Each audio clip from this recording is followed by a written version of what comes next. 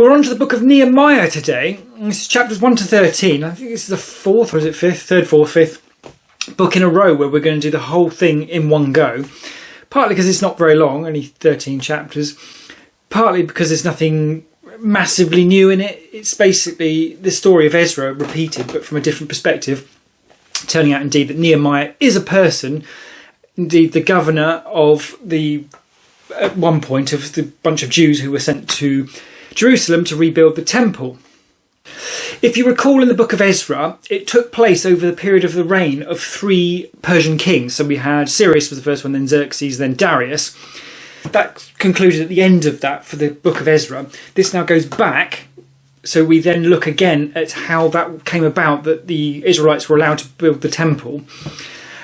I got confused here because it sounded like they was talking about Xerxes, the weird, funky one from 300, the movie, who isn't weird and funky. There must be more than one Xerxes, I guess. And it's also sometimes referred to as Artaxerxes, so that confuses as well. But it was Cyrus who originally allowed the building of the temple, so I might have got my wires crossed there. But either way, it's Nehemiah asking, basically, can we do this thing, because I'm all sad and all the rest of it, and the king granting that. We then also have, if you remember in Ezra, there was talk of people mocking the Israelites for it, and it's a Horonite, whatever that is, an Ammonite and an Arab who mock Nehemiah and the Israelites, who are intermittently referred to as Jews. In fact, it's tilting towards being referred to as Jews more often than Israelites now. Nehemiah and the Israelites / Jews basically tell the Ammonite, whatever it's called, and the Arab to sod off. But then they end up having to work with their weapons at all times, and it's all kind of tense how it's written, except the fact that we're reading this after we've read the book of Ezra, in which we work out that it doesn't kick off, there isn't a big battle, and the temple does get built, and the walls of Jerusalem get rebuilt. This one adds a load more detail about who did what job and where the trumpet players were and all the rest of it, this sort of slightly odd stuff. Very boring, that sort of Leviticus idea, but fortunately less of it. And it sounds from this, which was completely absent from Ezra, I think, that it's, from the way Nehemiah tells it, a lot of the Jewish governors were exploiting the people. And he's very upset about this, particularly with regards to the charging of interest. If you recall back in Deuteronomy in episode 43, I think it was, God specifically banned the charging of interest from Israelites to other Israelites. So, yeah, it seems like Nehemiah's particularly upset about this part. It seems anyway that Nehemiah is a good governor who's more concerned about looking after his people than he is about enriching himself, which does seem to be kind of a new thing. So the Israelites still definitely not quite on track, even though they've been exiled, then allowed back, and some of them are still being punks, it seems. At this point, Ezra then turns up, being a priest. Remember, so Nehemiah's a governor, Ezra's a priest. Nehemiah builds himself a big stack of boxes and gets up there and starts reading from the book of the law of Moses. Is that the Book of the Covenant? It's not really the Ten Commandments. That's a big heavy thing. I don't know. He's reading lots of Moses stuff, and he's reading this all day. It says he's up there, and it seems that this works in the sense that it inspires some really excitable embracing of rituals and festivals and things from the Israelites, and talking about things that haven't been done since the days of Joshua. And it all sounds like they're all really happy and thoroughly enjoying this. From there, it rolls into this big long prayer where Nehemiah basically recounts the story of the Bible to date, partly acknowledging that the Israelites have massively let God down at every turn, and again making the point that God has kept giving them chances to try and redeem themselves.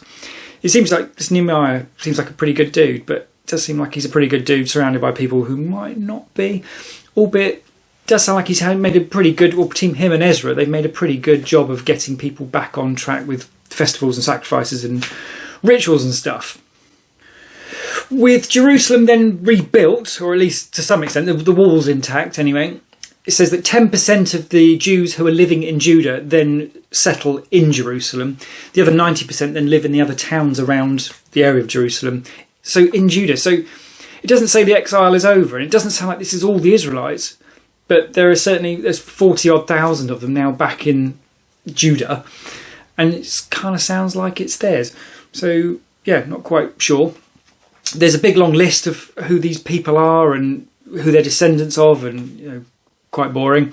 And then the book wraps up with Nehemiah just basically recounting the good works he's done. And interestingly, again, this one is, I forgot to mention, is written in the first person, like half of Ezra is. And the book closes with Nehemiah recounting a lot of the good things he's done and saying, "Remember me with favour, my God." That's an interesting way to finish that off. In the short version anyway, that is basically the same story as the story of Ezra, just from a different perspective, which makes for it very interesting. And clearly Nehemiah and Ezra between them have made a really good effort to try and put things back on track. In terms of the interesting points to come out of that, the first one is it has these lists they're really boring, so very, very dull. And there's not a massive amount of it in this one, but quite a bit. But it occurred that makes for a pretty good argument for it being historical, doesn't it? Because if you were writing a story to try and entertain or teach or be interesting, unless you were trying to make up things to try and give it validity that isn't there, then it doesn't really make much sense to put lots of boring lists in it. So it does read like a historical account. Also interesting that Nehemiah and Ezra have both written their own accounts and they talk about the same thing and broadly agree. So historically wise, I guess that's sort of interesting. Also, part of that is, I guess, nothing supernatural happens here. So I guess that ultimately that makes it easier to accept that it might be history, which is obviously not being very open-minded, that supernatural things might happen. But, I have said from the start, that's a bias I do come to this with that I'm trying to work around, but we'll see. Secondly, another interesting point is in the book of Ezra, I concluded with that it was so unlikely that the king of Persia would have allowed the Israelites to rebuild the temple, because why would they care? And not quite to the point that being evidence for God's existence, or that it could be true that God moved the king's heart. But you get in this one, we get actually a short account of the conversation between Nehemiah and Xerxes or Cyrus, I'm not quite sure, talk about why this would happen. And suddenly when you give it that context, it's like, okay, well, it doesn't seem quite so unlikely now. It's still a bit. Why a king of Persia, of all things, is going to care about whoever this guy is wandering around from one of the countries you've banished from their place. But I don't know, it's just an interesting idea that something that seems one way, you give it some context, it's suddenly, okay, it does look a little bit different. And I think that's one of the interesting things with this broader question in general, isn't it? All right, the Big Bang, we all just, makes perfect sense. If you put it in context of, okay, nothing exploded, it's like, okay, now it doesn't make sense. On the flip side, you do get things that sound very pro-Christianity, and you do wonder, is there additional context there that we're just missing? If you added that, you suddenly go, oh right, no, it's just that. I don't know. It's, that doesn't help, I get, but the concept of added context changing how something appears is very interesting. Anyway, we're on to the book of Esther next, which looks very short, and therefore that's probably going to be yet another video that's a whole book in one go. Really accelerating suddenly. I'm not getting on for pretty close to halfway through the Bible, so I assume it will slow down again a bit later on. But onwards we will go and see what we can find out next.